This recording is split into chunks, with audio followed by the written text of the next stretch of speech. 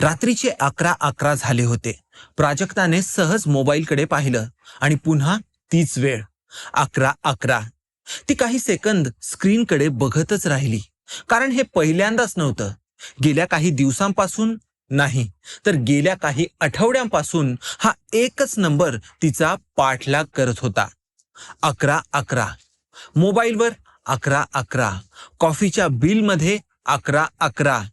कॅबच्या number प्लेटवर 11:11. एक random OTP आला होता, तिथे देखील 111. सुरुवातीला तिला वाटलं कोइन्सिडन्स असेल. मग ती हसायला लागली आणि मग विचार करायला लागली आणि शेवटी घाबरू लागली. कारण एक गोष्ट तिला स्पष्ट झाली होती की हे फक्त योगायोग नव्हतं. आणि जर तुम्हालाही 11:11 वारंवार दिसत असेल तर आजची ही गोष्ट तुमच्यासाठीच आहे. ही गोष्ट आहे अशा एका मुलीची जिच्या आयुष्यात सगळं तर अगदी नॉर्मल दिसत होतं, पण आतून ती पूर्णपणे तुटत होती. प्राजक्ता, पुण्यातली, एक चांगली नोकरी, फिक्स्ड सॅलरी, एक सेफ लाईफ, वरून तर सगळं सेटल्ड आयुष्य. पण रात्री झोपण्याआधी तिच्या मनात फक्त रोज एकच प्रश्न पडायचा. फक्त हेच आहे का माझं आयुष्य? तिला पेंटिंग करायला आवडायचं. रंगामध्ये ती स्वतःला शोधायची. लहानपणी ती तासन तास स्केचेस करायची. पण मोठं होताना तिने ते सगळं बंद केलं होतं. पण का? कारण तिला प्रॅक्टिकल व्हायचं होतं. कारण तिला एक नॉर्मल जॉब असणं हेच इम्पॉर्टंट होतं. कारण लोक म्हणाले होते हे छंद ठीक आहे, पण हेच करिअर नाही. आणि हळूहळू तिने तिचं खरं सेल्फ आत कुठेतरी बंद करून ठेवलं होतं. पण काही गोष्टी आपण जगापासून लपवू शकतो, पण या युनिव्हर्स पासून त्या लपवू शकणार नाही. एक दिवस ऑफिसमध्ये खूप वाईट मीटिंग झाली होती. तिला वाटलं ती कम्प्लिटली स्टक झालेली आहे. घरी येऊन तिने मोबाईल उघडला. टाइम 11:11.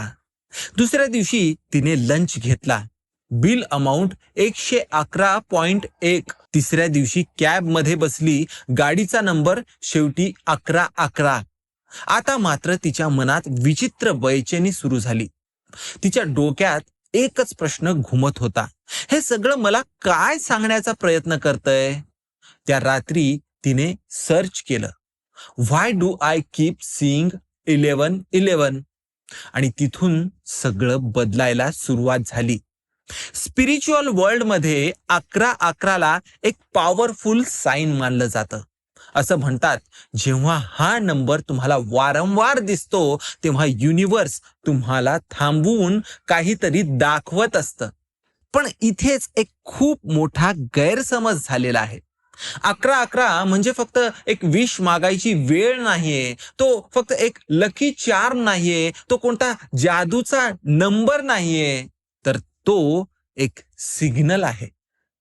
तो एक जाग करणारं सिग्नल आहे. तो म्हणतो तू स्वतःपासून दूर गेली आहेस. तुझे थॉट्स खूप पॉवरफुल आहेत. आता डिसिजन्स घे. आता ही बदलण्याची वेळ आलेली आहे. हे वाचत असताना प्राजक्ता काही क्षण शांत बसली. कारण तिला समजलं की ती खरं तर या नंबरला घाबरत नव्हती, तर ती घाबरत होती ते त्या सत्याला, जे हा नंबर पुन्हा पुन्हा तिच्या समोर आणत होता. ती दुःखी होती, ती स्टक झालेली होती आणि सर्वात जास्त ती स्वतःच्या कॉलिंगकडे दुर्लक्ष करत होती. त्या रात्री पुन्हा वेळ पाहिली. ती वेळ झाली होती 11:11. पण यावेळी तिने फक्त नंबरच पाहिला नव्हता, तर तिने एक निर्णय देखील घेतला. मी उद्यापासूनच काहीतरी सुरू करणार. मोठं नाही, ड्रॅमॅटिक नाही, फक्त एक छोटंसं पाऊल. मग पुढच्या दिवशीच तिने तिचे जुने स्केचेस बाहेर काढले. त्यावर साचलेली सगळी धूळ झटकली. काही फोटोज काढले आणि एक छोटंसं इंस्टाग्राम पेज देखील तिने सुरू केलं. कोणताही प्लॅन नाही, कोणतीही गॅरंटी नाही, फक्त एक फिलिंग की हेच खरं आहे. पहिल्या काही दिवसात काही रिस्पॉन्स आला नाही. 10 लाईक्स, 2 कमेंट्स आणि नो ऑर्डर्स.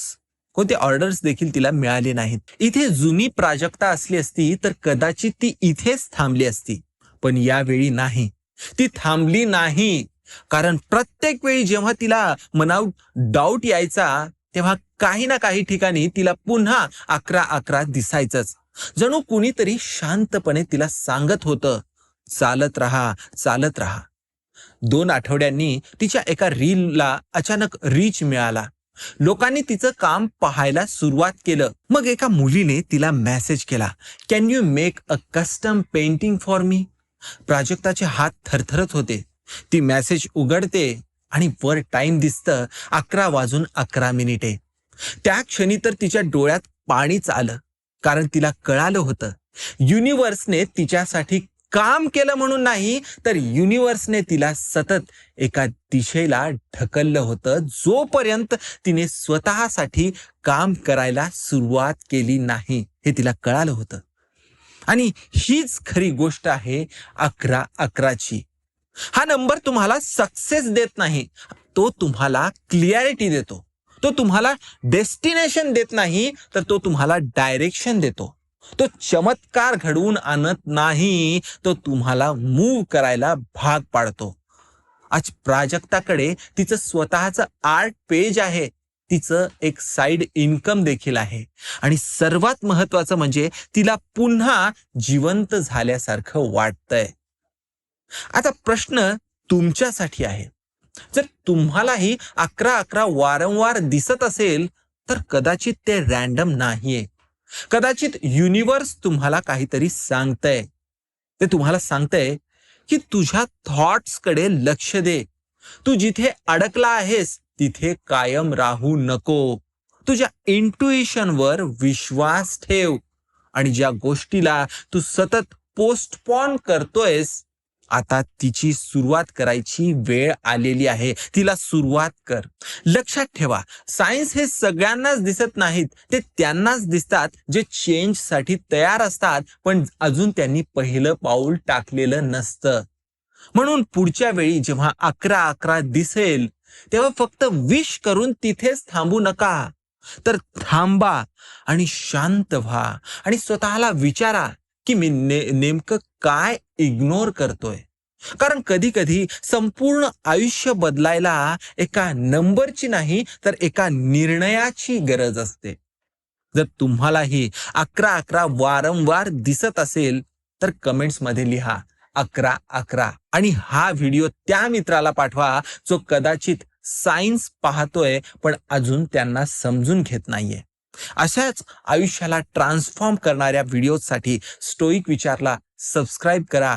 भेटूया पुढच्या व्हिडिओमध्ये. तोपर्यंत धन्यवाद.